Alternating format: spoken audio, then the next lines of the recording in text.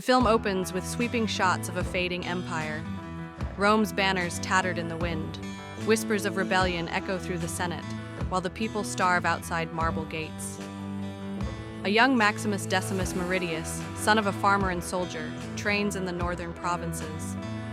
He idolizes the empire's glory, believing Rome to be eternal. But rumors spread of corruption, greed, and weak leadership in the capital. The once great Rome is crumbling from within. A shadowy figure, Senator Cassian, begins plotting to seize control. Amid chaos, Rome's legions are recalled from the frontiers. The old gods seem silent, and destiny begins to stir.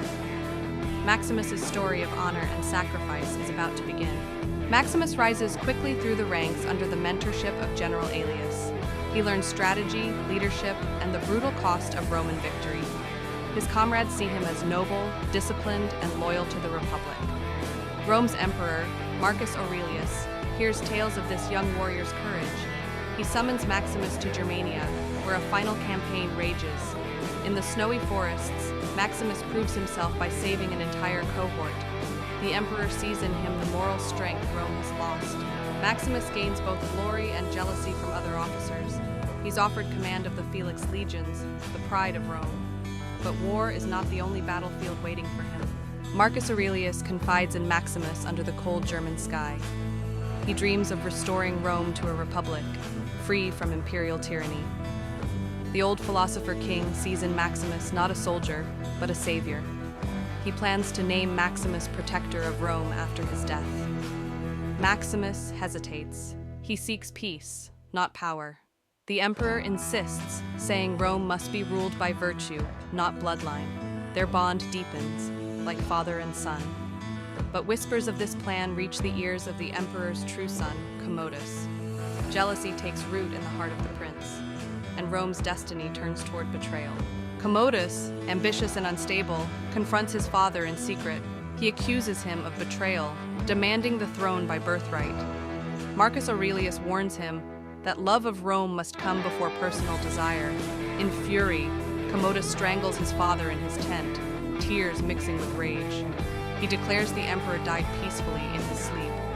Maximus, unaware of the treachery, is summoned to swear loyalty. When he refuses to bow to Commodus, soldiers seize him.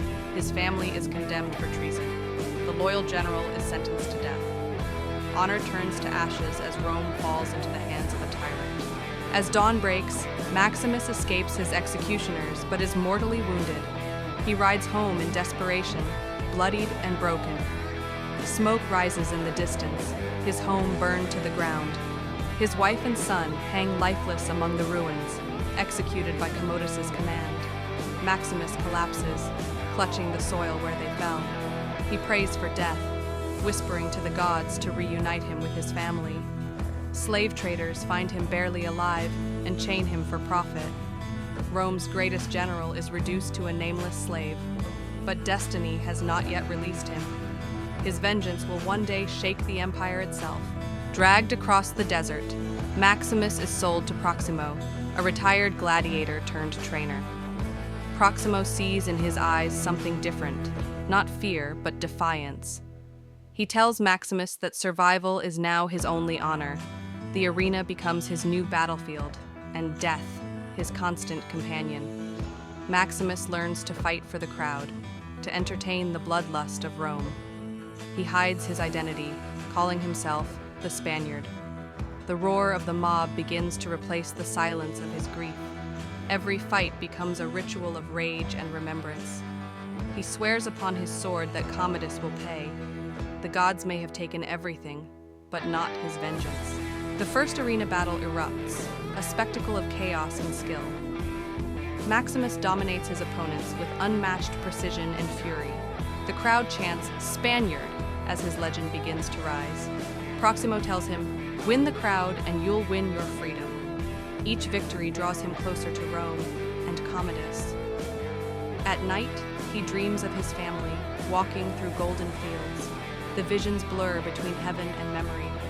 He fights not for glory, but to see them again in death. But the gods are cruel.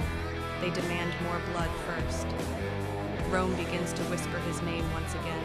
Emperor Commodus, now secure in power, reopens the Colosseum. He seeks distraction from guilt and fear through grand spectacles. Proximo's troop is invited to fight in Rome's games. Maximus hides his rage as he enters the city he once protected. The Colosseum looms, massive, alive, and bloodstained. The ghost of Marcus Aurelius haunts every corner of the palace. Lucilla, Commodus' sister, recognizes Maximus among the gladiators. Old emotions resurface: loyalty, love, and hope. The time for vengeance draws near, but every step is a risk.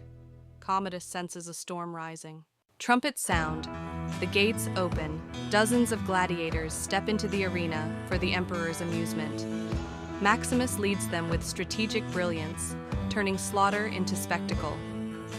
When victory comes, he removes his helmet and faces Commodus. "My name is Maximus Decimus Meridius," he declares, the arena falling silent. Commodus' smile fades into fury and disbelief.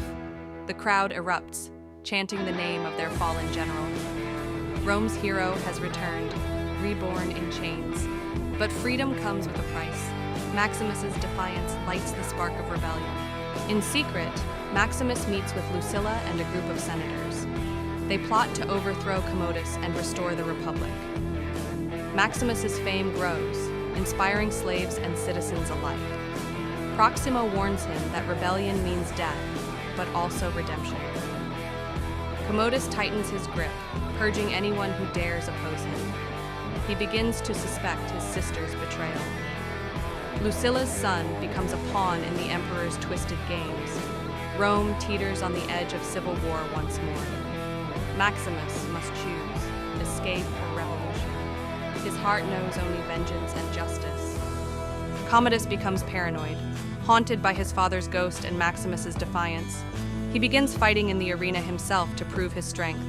Bloodlust consumes him, his madness deepens. He orders brutal games to crush hope among the people. Yet each victory by Maximus only fuels the crowd's adoration. Rome begins to remember what real honor looks like.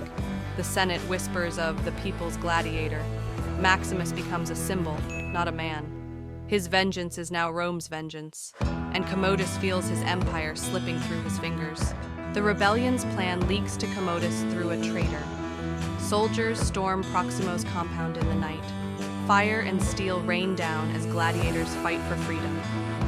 Proximo dies defending his warriors, telling Maximus, "Win the crowd one last time." Lucilla escapes, but her son is captured. Maximus barely survives, wounded yet unbroken.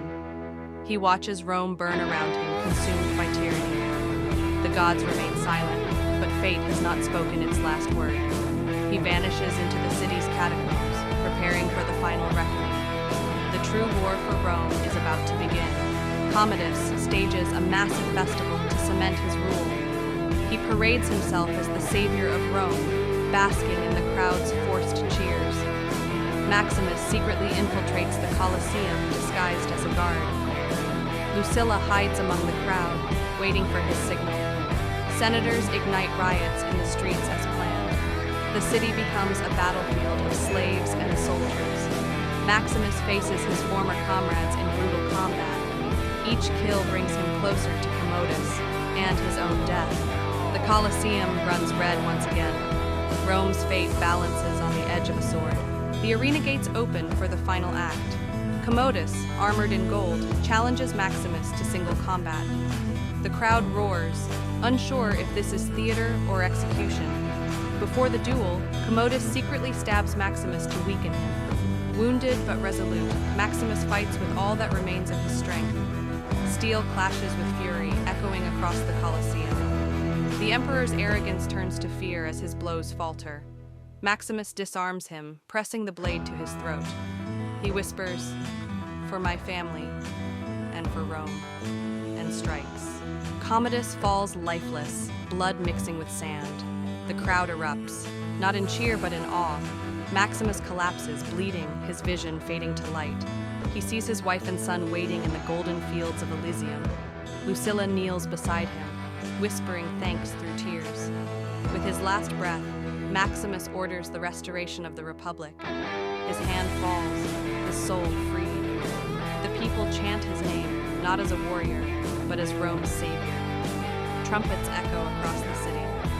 The age of emperors ends with one man. Lucilla carries out Maximus's final wish. Slavery is abolished. The Senate regains power. The Colosseum's gates are closed in mourning. A statue is raised to honor Maximus the Liberator. Rome begins to heal, though scars remain. Citizens whisper his name like a prayer. Children play beneath his monument, chasing dreams of freedom. But far away, legions loyal to Commodus plot revenge. The empire's peace is fragile. New enemies stir in the shadows. In distant Africa, warlords hear of Rome's weakness. Former gladiators become mercenaries, wielding fame as power. Lucilla struggles to keep Rome united as old corruption returns. A senator named Cassian begins to manipulate the Senate for personal gain. He whispers of the Lion of the Arena, a prophecy of Maximus's bloodline. Rumors spread that his spirit still walks the sands.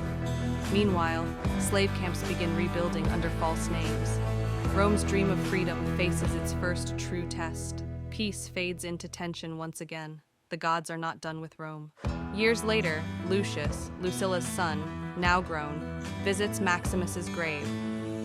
He remembers the man who defied an emperor and saved his mother. Haunted by Rome's corruption, Lucius vows to fight for justice. He trains in secret with veterans of Maximus's legion. Cassian sees his potential and plots to use it. Lucius must decide, follow Maximus's path or become what he fought against. The whispers of destiny return. Rome's story is not over. It's reborn through fire. The ghost of the gladiator lives on, and the arena awaits new blood. Cassian seizes control of the Senate through deception. Lucilla is imprisoned. Lucius escapes into exile. The legions march once more. Rome turns against itself.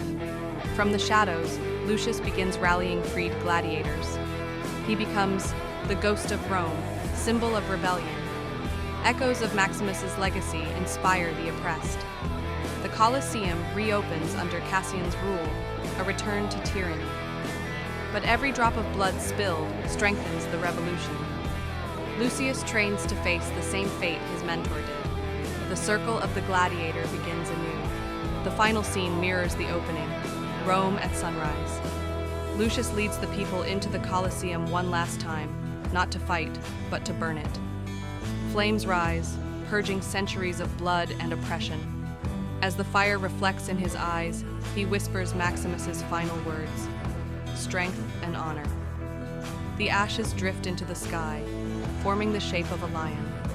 Rome begins again, not ruled by emperors or slaves, but by free men. The legend of Maximus lives forever in the hearts of his people.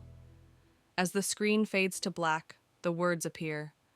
The gladiator will return.